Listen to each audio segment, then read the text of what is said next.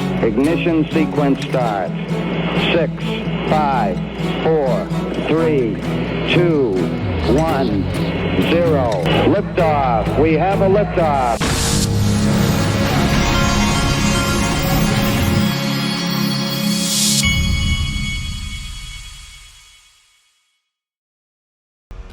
Hey everybody, this is the Digital Asset Investor, and I was watching this. This is that the Bitcoin lady, Layla Halpern, I think's her name. She had Andy Schectman, who is one of my sponsors, Miles Franklin Gold. And by the way, I just bought some gold this morning from Miles Franklin, and I used my code DAI Gold to buy. You can go. This morning, I actually used their website to buy. I had never done it that way. I just wanted to test it out, and you can actually put the DAI Gold code in there when you check out. But also, Andy Schectman's going to be at XRP Las Vegas. So before you watch this, these are the kind of adult conversations that are going to be had at XRP Las Vegas, which I just talked to Brad Combs, or I texted with him, and he said that the ticket sales were going crazy the last 24 hours. There's no VIP's already sold out. There's some general admission, but you better hurry up because this thing's happening fast, and it's sold out. I think it sold out in April last year because it was in May last year too. I think it sold out in April. Brad was literally turning people away, so you better. I got all the links in the description. If you're in my group, DAIXRP.com, there's a discount that you can get in there. And this to me is the most important thing to take away from, I think, what's going on with the BRICS, what's going on with the new currency, what's going on with their accumulation of gold, because it will, just like Zoltan Pozar said, we're entering into a system of commodities and transparency.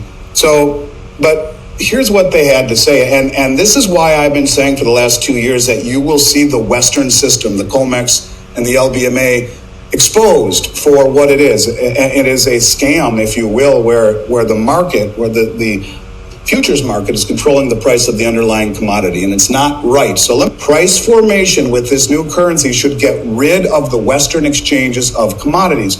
Here enters the Moscow exchange for metals. Here enters the Shanghai Gold Exchange. Here enters the exchange in Dubai, where these are the I believe will be the epicenters for commodity pricing. Now, it's also fair to note two other things. One, the Chinese bought the LME, the London Metal Exchange, about 3-4 years ago, and the LME is largely a base metal exchange. They do some precious metals, but mostly copper, zinc, lead, steel, aluminum, all of that kind of stuff. And they just said they're going to start warehousing in China the metals that are traded on the LME. So it's precious metals, it's base metals, and they just came out the other day and said they are going to issue now the BRICS Grain Exchange because all of the prices are primarily determined by the Chicago Commodity Exchange. So what they are doing, and think of mass adoption, think of doing things methodically, think of doing things the right way before you pull the trigger, little by little by little, then bang all at once. Bang all at once. That's right. I'm writing that down because it's a potential thumbnail. Exposing the COMEX scam, folks.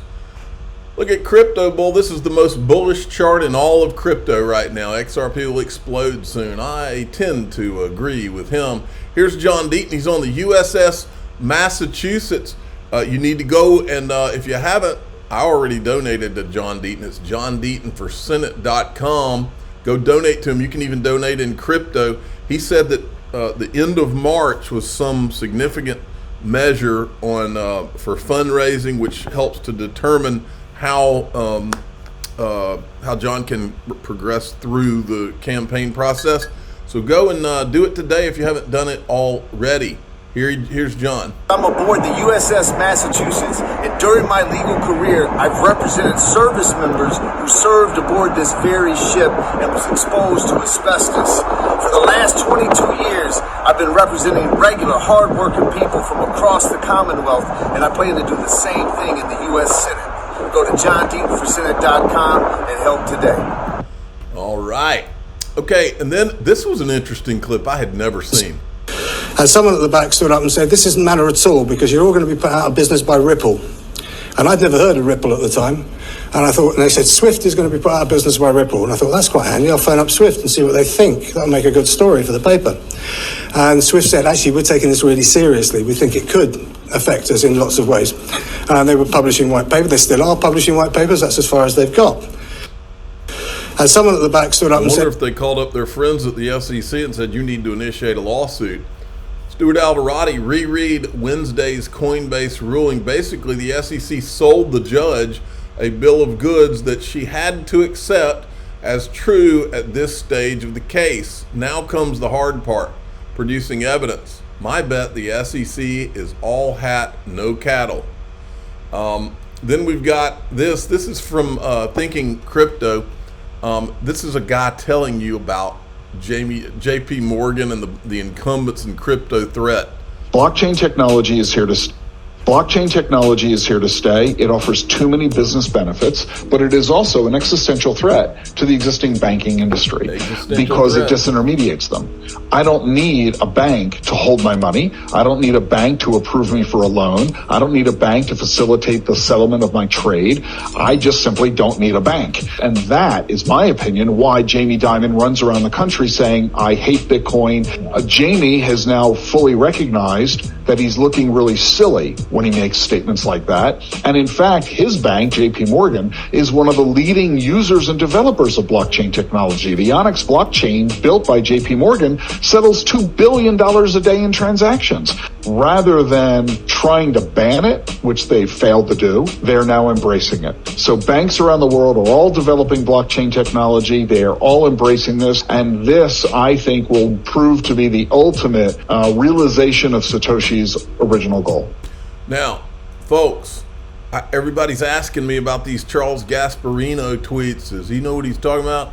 Well, you're in luck. I actually asked an attorney, an important attorney, and they basically told me this guy's full of crap, and that and so if he's full of crap, and you really have to, I mean, you got to remember this. Charles Gasparino knows everything about ETHgate. He and Eleanor Terrett know it. Someone didn't just call them off. Someone co-opted them, even worse than being called off. You've got to understand this. Let me remind you of something. This right here is John Deaton on, he says on January, this is a while back, on January 1st, 2021, 9 days after the SEC versus Ripple, said, after the case was filed, and Jay Clayton left the SEC, I said it appeared the lawsuit may have been used as a weapon because it made no legal or logical sense. Listen to her say it was difficult building the technology the last couple of years for cross-border payments without pre-funded accounts. Okay? And this is Wheezy, says, sound familiar? If it does, you believe in grand conspiracies. While JP Morgan is free to work with blockchain, Ripple is being stifled in the US. ETHgate, Gary Gensler resigned. Christine Moy, who leaves JP Morgan after working on their blockchain, then goes to Apollo Global, where Jay Clayton happens to be. And this is her. We've spent the past year working on blockchain-based... This is the woman that was working on blockchain over at JP Morgan while Ripple just happens to be tied up in a lawsuit. Then she ends up at the same place where Jay Clayton is. Banking systems. Where Jay Clayton went. Here's some irony for you. Jay Clayton goes to Apollo Global when he leaves the SEC, and he goes there to replace Leon Black, who had to resign because of his ties to the guy, with the island, right? Then Christine Moy comes. Well, guess what? Later on, we find out that JP Morgan had to settle a lawsuit over the island guy, had to pay $75 million to cover up everything that their involvement with the island guy. $75 million. They banked this guy knowing what he was doing for years. Okay? You telling me there's not some shady stuff going on? But let's get back to the point. The point is, global payments. I tell you what, if I didn't know better, it's almost as if someone, of course they weren't directed by anybody at JP Morgan, but someone drops a lawsuit on what would be the major competitor to JP Morgan, and then walks out the door. Seamless, efficient, and programmable. While building the technology was certainly difficult, the hardest part was working through the various internal and external approvals required for legal and regulatory treatment of the blockchain-based deposit system.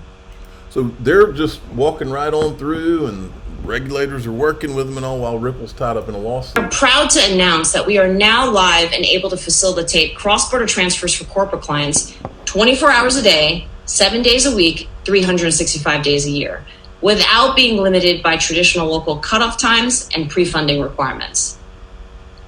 Additionally, we are continuing the US dollar multi-currency payments clearing system work that we announced with the Monetary Authority of Singapore as part of the Project Ubin Phase 5 last year, building a multi-bank shared ledger to enable cross-border and multi-currency payment settlements that are real-time and atomic for the ASEAN region. Okay, and so I went back. I wanted to make the point. I believe Jay Clayton was ultimately. I'm not saying that J.P. Morgan said, "Here, Jay, go do that." I'm saying that in a roundabout way, he works for a law firm that represents J.P. Morgan. He and Bill Hinman. I'm saying that he, indirectly, in one way or another, appears to have been a J.P. Morgan asset.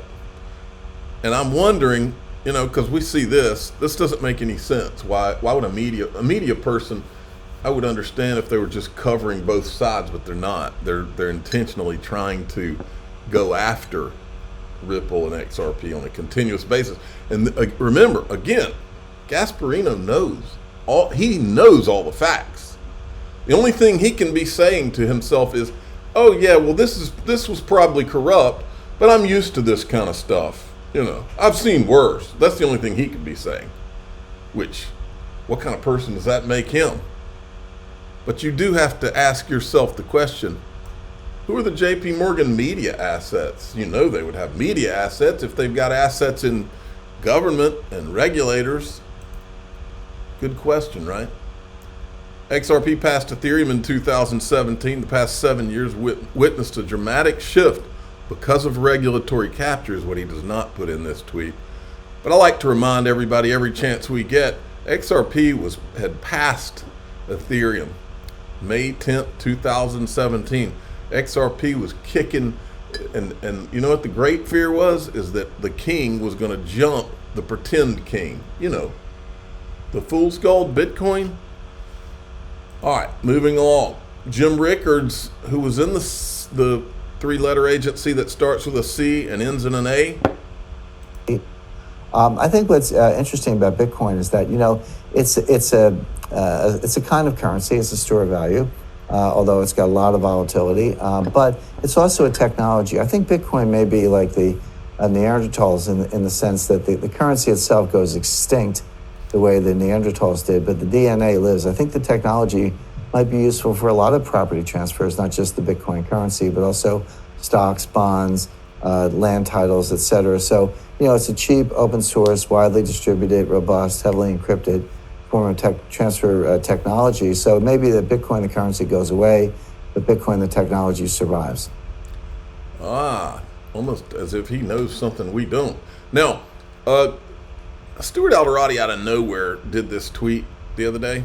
Was that yesterday? Day before yesterday? 7 years after the Dow report, which the SEC claims provided clarity to crypto, the SEC is still litigating 8 major crypto cases in federal courts with no end in sight. Something's broken. Now, folks, if you remember, Stephen Narioff, I heard him say one time that he thinks that Bill Hinman was sent to do, not just to get the Ethereum free pass and make sure the Ripple lawsuit was filed, but he was also sent first to do the Dow report, to cover the tracks for the Ethereum guys. So that's what we're going to talk about in DAIXRP.com. I'm going to go over that and show you how all this ties together, and it'll be pretty eye-opening for some of you. I'm the digital asset investor. I'm not an investment advisor. This is for entertainment purposes only. Please subscribe, hit the like button, and tell your friends and family that according to Stephen Narioff and the Boring Sleuth, they said that the Dow hack was an inside job. And that's what we're going to talk about in the group. Here we go.